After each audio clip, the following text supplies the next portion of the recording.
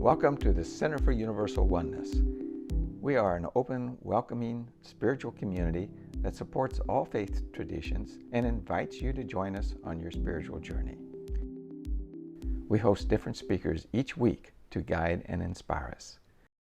We are guided by universal principles of acceptance of all that is sacred, and we strive to live in the oneness of love. Please enjoy this presentation. This is Sandberg. She's our speaker today. She is an old hand at Unity, even though she's only, I think, 25 now. She's been in Unity all her life, and she told me yesterday that she knew and declared, I think, when she was 8 years old, that she would be a Unity minister. She was involved in Unity youth programs through her high school years, and then did her college with a religious studies major, partial major in New Mexico. She's presently an intern candidate for Unity Ministerial ordination. She will be, next month, she's arriving to do that internship at Overland Park. And so we wish Lily Sandberg very well in her pursuits. She's been single-minded for a long time on this, even though she's very young. Our topic today, which is a continuation of our 3-month theme of love, is for the love of God. And so we're going to talk a little bit about love, and I'm going to be fully transparent with you all. When Barb had mentioned to me, oh, we're doing it, a few months on love and we're diving into love, I groaned a little bit. There is a video, a movie that was produced by James Twyman, who's a New Thought artist and creator. And I believe the year was 2016. I was at the People's Convention in Overland Park. I was there helping be a volunteer and one of the volunteer coordinators for the Unity People's Conference. And that year, James Twyman was actually, asking people to just sit down and be filmed, and in a very organic kind of way, he was just gonna say, so what do you think about this 12 power, or this 12 power? And so I got asked to be a part of this, which was really exciting. And so I was 20 at the time. And so I got mic'd up and I was like, okay, I grew up in Unity. 12 power is my bread and butter. And so we're on a roll. We go through faith. We go through strength. They say great things about wisdom. And then we get to love. And he says, so what do you think about love?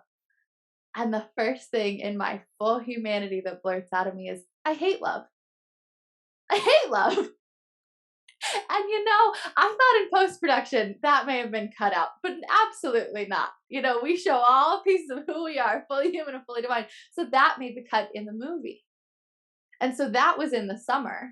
And so the next spring was when this movie debuted in some Unity churches. They had, showings and all of these things. And my community back home was really excited because Lily's in a movie. Let's come watch Lily. And I'm studying abroad in India at the time. And my mom texted me and she said, I just got out of the showing for the 12 Powers movie. And the only thing I'll remember is you saying that you hate love. And that was kind of where I was. I'm not, love is still probably the 12th power that I have to most work with on a regular basis. Not that it doesn't come easily, not that it isn't within me, because both of those things are true for me and for everyone here and beyond. But the thing that I know is love is messy and love is complicated. And the love that I am most familiar with is the love of the human experience. And so when we talk about for the love of God, when we say that, what do we even mean? For the love of God, we had this working yesterday for this song. For the love of God, I was pulling into that parking spot and they took it right from me. For the love of God, I don't want to have to repeat myself again. We say these things, and most times it's with frustration, maybe some exhaustion, maybe some overwhelm, that for the love of God will just spring from within us. And a lot of times when we are in that headspace, we're not thinking about the love of God. But the thing that I love about God's love is even in the frustration, even in the overwhelm, even in those moments where you're like, man, I had it and everything fell. God is there too. And God's love is there too, because God is everywhere present, and that same presence is within me at all times. Those are the principles we know to be true, and those are the principles that we are called to work within in this world. And so that's one of my lessons, is every time we dive into a lesson, every time I get an opportunity to say, okay, my first human reaction was to groan at talking about love. My second reaction can be, what an opportunity to dive in and spend some time in one of my growth areas. And in a way that I can be able to sink into the material, that if you have a good speaker, if you have a good minister that is doing their personal work, this should be alive and well in them because they are growing too. And so this is what we get to do together, is dive into love. That divine love and this human love, because both are present and both I feel like are important to talk about, because sometimes in not just the unity movement, but I think religion across the board, society across the board, it's easier to talk about the things we don't understand, like God's love, because it is infinite and allness and undescribable and limitless. And when we talk about God's love being so big, sometimes what we do is God's love is so big and we turn over responsibility. I can't tell you how many times, even this week, that I said, I'm so glad God loves you because I'm not ready to. How many people have been there? You know, that we're just not quite ready to take that step. That if we are truly being beacons of love, the Christ consciousness made manifest in expression in this world, that is a responsibility. And love has to not only be our decision, but before it can be our decision, love has to be our choice. That each of our 12 powers is active within us at all times. We know this from the writings of Charles Fillmore in the 12 Powers of Man, that have been commented on and reimagined and brought into new language of the 21st century. But one of the things that will remain true, because it is timeless, is these 12 powers, love being one of them, is active within us at all times. And we can overutilize it or underutilize it in this human experience. And that's the love that I did not like, was the underutilization or overutilization of love as I understood it in this human expression. And so let's dive into love a little bit more. So one of the pieces that I always turn to, you know, being a good seminary student, is the Metaphysical Bible Dictionary. That whenever you have a question about what in the world does scripture mean, which I ask a lot, is being able to turn to this. And so when we look up the word love, the metaphysical meaning says love is a divine attribute. It is an idea in the one mind. God is love, and love is God, or a quality in being. The difference between divine love and human love is that divine love is broad and unlimited, a universal and harmonizing power. And so we see that love in its truest form, in that divine part of love, is broad and unlimited, universal and harmonizing. That how many people, let's just talk about this morning, lived totally, wholly, and completely in unlimited, broad, universal, and harmonizing love? How many people? I didn't. I'll be honest. You know, there were some choice words that came out of my mouth this morning when my alarm went off, and I ended up tipping over my water cup onto me. What a rude awakening of a spirit saying, we gotta go. We got some words to speak this morning, so we have to get up. But that wasn't love right there. When I have to walk down my street, not even a half a mile, and see a memorial to a middle schooler who was shot on his third day of school, I can't muster love right then. When the only thing that feels like comes through me from the media and from work is the pain and suffering of this world, it's really hard to show up in love. And if my goal for myself is for every moment of every day to be in that broad, unlimited, universal, harmonizing love, I will fall short, as I think we all will. Because our second unity principle tells us that we are good at our core, and Jesus showed us that we are fully human and fully divine. And so what I am going to be talking about today, and what I invite us to look at, is how can we show up in divine love, that big L, capital L, principle love, for small increments every day. Because if we start small, we can grow. If we go all or nothing, I'm just saying from my experience of 25 years on this earth, and maybe I'm wrong, correct me if I'm wrong, we cannot do it all ourselves. Every minute of every day, we can aspire to be in congruence with divine love. But that may not always happen. So let's start small. And so what starting small looks like is being able to first start with us. We know that through these principles, through all of the parts of religion and faith and spirituality and community, we know that in many faith traditions, it is believed that the world is a mirror for our internal experience. How many people would believe that to be true? Just by a quick show of hands. So what's happening on the inside is somehow being made manifest on the outside, whether we like it or not. And so one of the pieces that I have been toggling with is, how do we love ourselves better?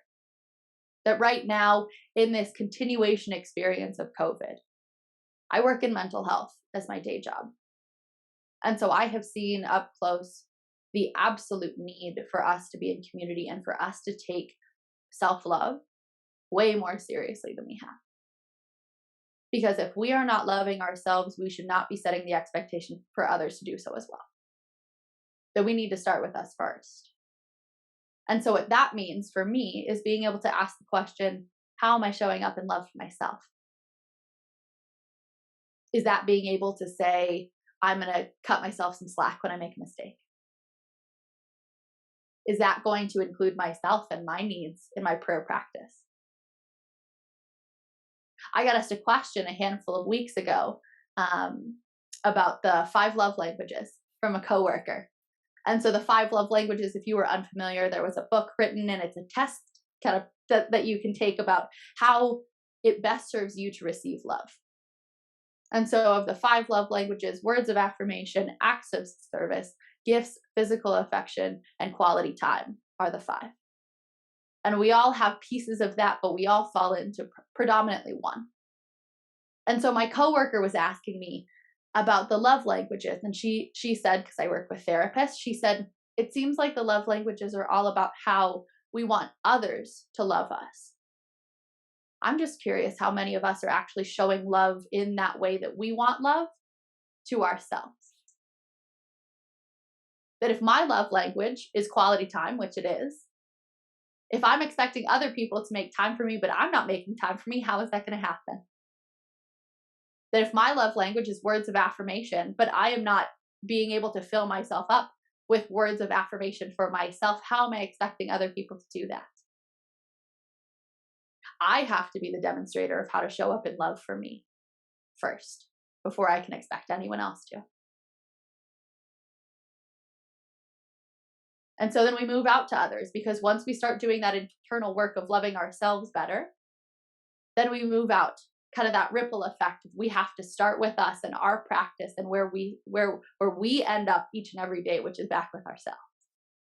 And then we can go out to the next realm.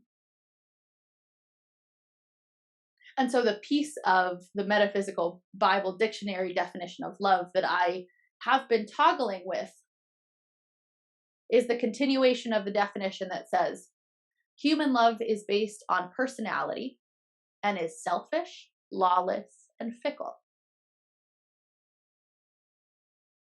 I'm not usually one to disagree with the Fillmores, but this is a piece I am going to disagree with, because I don't believe that's all that we are. I don't believe that that's all that human love is. I believe that human love is messy and absolutely selfish and lawless and fickle, but I think it can be beautiful and complicated and awe-inspiring and life-fulfilling and life-giving and absolutely a necessary piece of our connection with each other. That if we say all that human love can be is selfish, lawless, and fickle, that is a bummer of a world that I don't want to be in. And so that's a piece, Sir Fillmore, that I would like for us to expand on. That I believe for us, human love can be all of those things. And we know that because God's love is everywhere present, and that the Christ nature of me is love, that when I show up in relationship, I bring love into that relationship. That human love can be so much more if we let it. And I like for us to break out of the definition of romantic love or platonic love or all of those things, because I think love can be so much more than that. One of the ways I know I show up in love is through my advocacy. I know that love is expressed through me, through my accountability for myself and the people that I love. I know that I show up in love when I say no. I know that I am being loving in relationship when I am setting a boundary. But those are not the things that we are taught when we think about love. That societally, love has been shifted into saying, I love them so much, and somehow that excuses behavior. Love is not a doormat. Love is an entry point for those that are able to be in your arena. And if we are not loving ourselves first, we will not know how to allow others into that space when they are ready to love us the way that we want and need and are respected in that love. And so when we love each other, that will look very differently. And that's where we have to be in conversation. I have a very sweet boyfriend who is semi-new to my life. And when we're figuring out this relationship together, one of the things that we have had to navigate and negotiate with each other is how we are best loved. Because the way that I am loved is sometimes by giving me space. That I need to work through all of that stuff and then I can show up in love. That he was one of those moments of, for the love of God, just leave me alone for a second this week.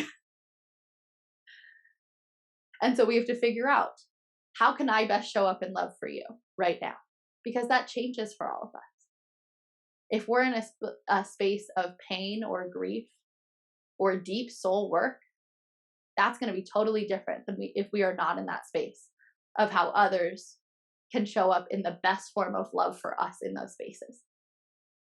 And so love doesn't look the same for each of us. And it shouldn't look the same for each of us. And so we have to be in the question of, how can I love you best? And so then as we go into this ripple effect of loving ourselves and loving each other, we go out to this we, the big we, the human race, the world, consciousness as a whole. And this is where love gets tricky. I mean, if it wasn't already tricky for loving yourself and loving others, because that can be tricky too, absolutely. But this just is magnified. That love for the world, love for fellow man, can get so very complicated. And I think because it is equivalent for asking us to love the universal we, it's similar on the scale of understanding divine love and the magnitude. There's a quote that I have found to be very helpful as one of my guideposts for what love looks like for me. And it's a quote from John Mark Green, who wrote a book called Fierce Love. And it says, "Love doesn't look away when others are suffering. It is not silently complicit, leaving victims voiceless. Don't make the mistake of thinking that love is always nice. Love is also bold and fierce, rolling up its sleeves and getting its hands dirty. When things need shaking up, love raises a ruckus." And that is the only way I have figured out that I can even remotely show up for those beyond my community that I don't even know, and somehow I can show up and still be in love. I don't know you, but I can love you. That is such an incredible power that we have, and it is such an incredible responsibility that we hold.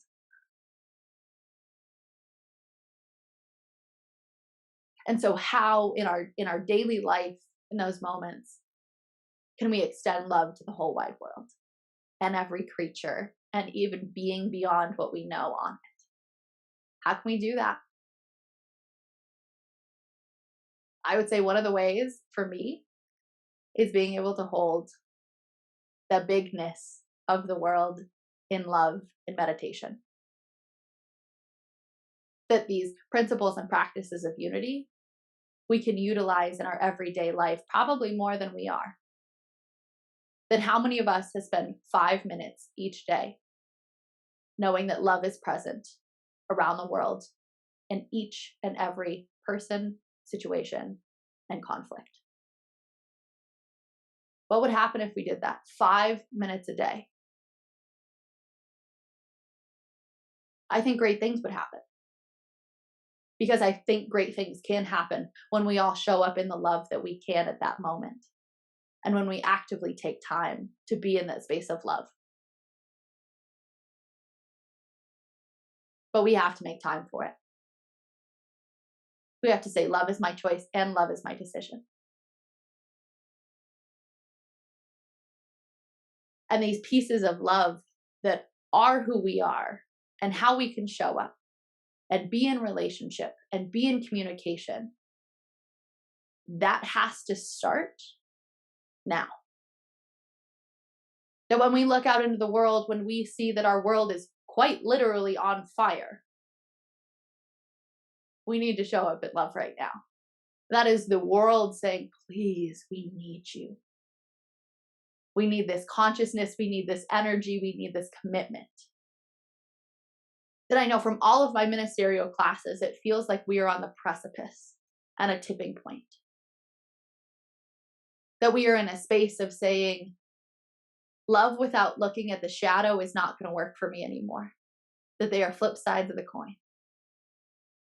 That we are in a space of saying, I need to take care of myself before I can take care of you. And that is okay.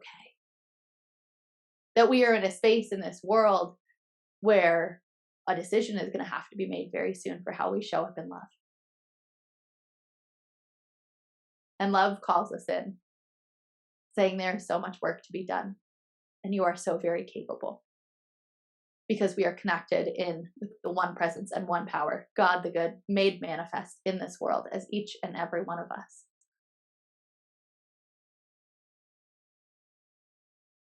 One of the most powerful things that we can do is we can use our words. And so next time you want to say, for the love of God, I invite you to say, for the love of God, here I am. Because that makes all the difference. Is showing up, knowing that God's love is here and you are God's love. And so I invite us to just take a breath. And so we're going to move into a brief meditation, knowing that whatever words from this, any words that came back to you from this week are meant to be yours and meant to be held close.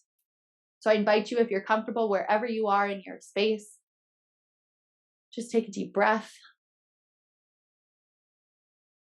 And a rhythm of inhaling and exhaling that works for your body. If it serves you in connecting in, I invite you to close your eyes.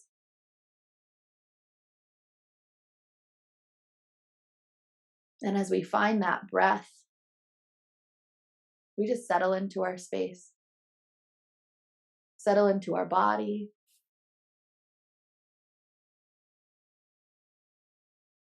If there is any space of pain or tension or stress in your physical body or your mind, I invite you to just notice it.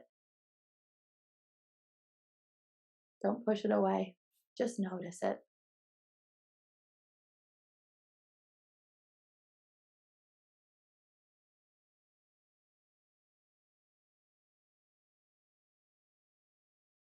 And so we take a moment as we breathe in. We breathe in love. And as we breathe out, we breathe out love. And as we continue to breathe, we connect deeper in with that spot, that well of love within us.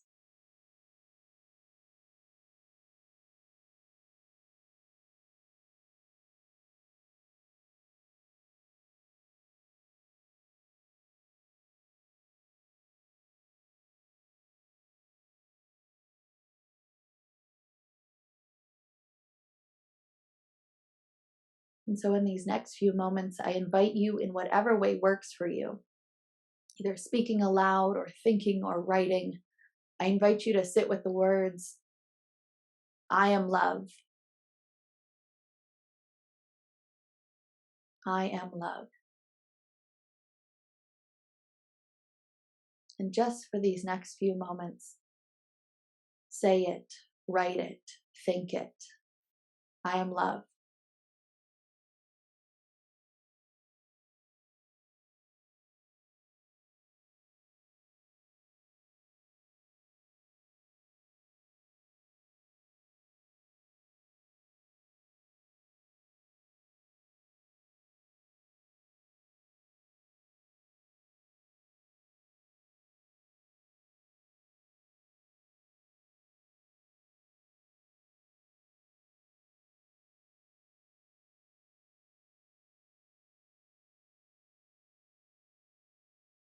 I am love.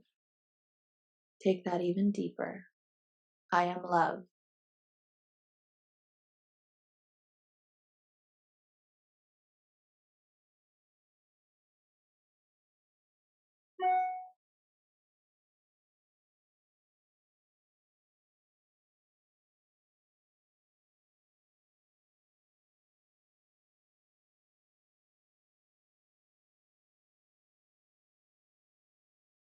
I am love. I am love. I am love.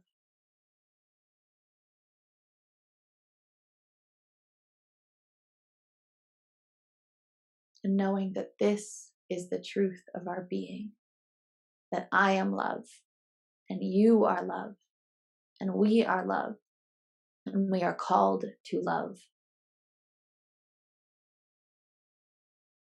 We say amen. And when you're ready, I invite you to come back to this space and this time. And if you closed your eyes, I invite you to open them.